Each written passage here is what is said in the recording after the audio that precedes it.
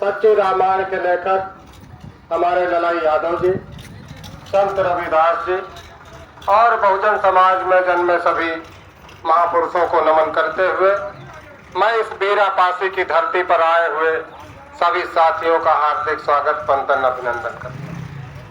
साथियों, महात्मा बुद्ध जी ने कहा था कि जातियां पेड़ पौधों में होती हैं, जातियां जानवरों में होती हैं, मानव में जातियां नहीं होती।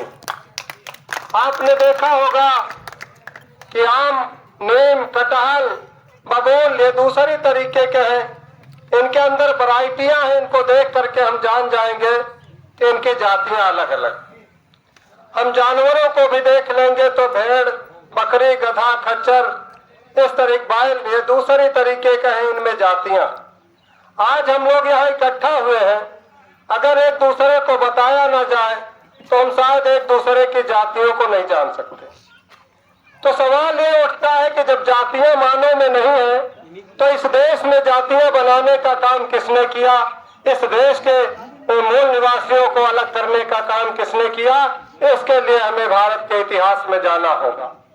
साथियों, आप लोगों को मैं बताना चाहता हूं कि इस देश में मध्य एशिया से आए हुए विदेशी आर्यों ने हमारे देश में जब आगमन किया, उसके बाद उन लोगों ने हमारे देश के मूल निवासियों को 6743 से भी ज्यादा जातियों में बांटकर इनके जनशक्ति को अलग कर दिया।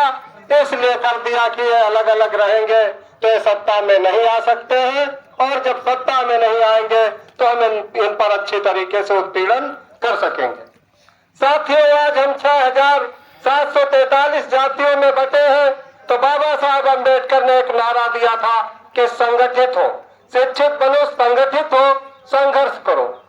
तो संगठित होने का उनका संदेश यही था कि जो मनवादी व्यवस्था के लोगों ने तुमको 6743 से भी ज्यादा जातियों में बांटकर अलग अलग कर दिया है, हम लोग एक जगह मूल निवासी इकट्ठा हो करके अपनी राजसत्ता को पुनः वापस लें। साथियों, लेकिन आज हम लोग देख रहे हैं, आजादी के बाद इस देश में कोई भी ऐसा प्रधानमंत्री नहीं बना जो अनुसूचित जाति का रहा हो। आज इस देश की कुर्सी पर, बड़ी कुर्सी पर हमेशा मनवादियों का कब्जा रहा है, और संख्या जब हम लोग चिल्लाते हैं कि हम 85% इस देश में, अगर 85% इस देश में है तो हमारा वोट कहाँ गया? कहीं ना कहीं हम संगठित नहीं है, या कहीं ना कहीं हम अपने वोट की कीमत को नहीं जानते हैं, या हम सत्ता की ताकत को नहीं जानते हैं। हम अभी तक वोट को देना सीखा ही नहीं है। आज हम लोग देख रहे हैं, बाबा साहब अम्बेडकर ने हमको वोट का अधिकार दिया था, और जब वो वोट का अधिकार दिया था तो उनको बहुत खुशी हुई थी कि हम इस देश के मूल निवासियों को वोट का अधिकार दे दिया है। वो संख्या में 85 है।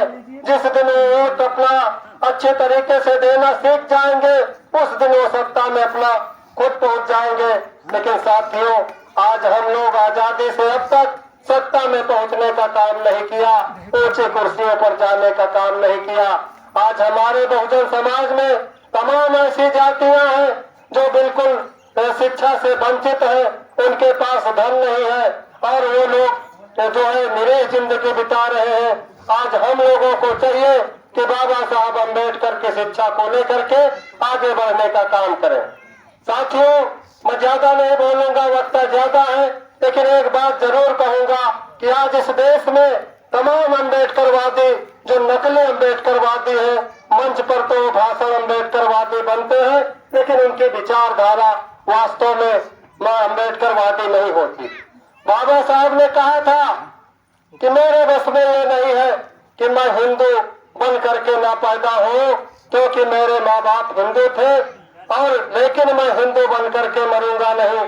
तो बाबा साहब अम्बेडकर ने 14 अक्टूबर 1956 को हिंदू धर्म जो इस देश की व्यवस्था को चला रहा है, ऊंच नीच की व्यवस्था को चला रहा है, ऐसे व्यवस्था को बाबा साहब अम्बेडकर ने 14 अक्टूबर 1956 को छोड़ करके समता पे, समानता पे आधारित बौद्ध धर्म को स्वीकार करने का काम किया था। आज हम लोग मंचों से तो अम्बेडकरवादी बनते हैं, लेकिन आज हमारे घरों में गणेश की मूर्तियां मिलती है, तमाम ऐसे लोगों की मूर्तियां मिलती है जिनका इतिहास में कोई मतलब ही नहीं है। तो आज हम लोग अगर असली अम्बेडकरवादी हैं तो बाबा साहब की विचारधारा को अपना करके बौद्ध धर्म की विचारधारा को आत्मसात करें, तभी आगे इस देश का विकास होगा, तभी इस देश के बहुजन समाज के लोग हुक्मरान बनने का काम करेंगे। जय भीम, जय भारत, जय संविधान।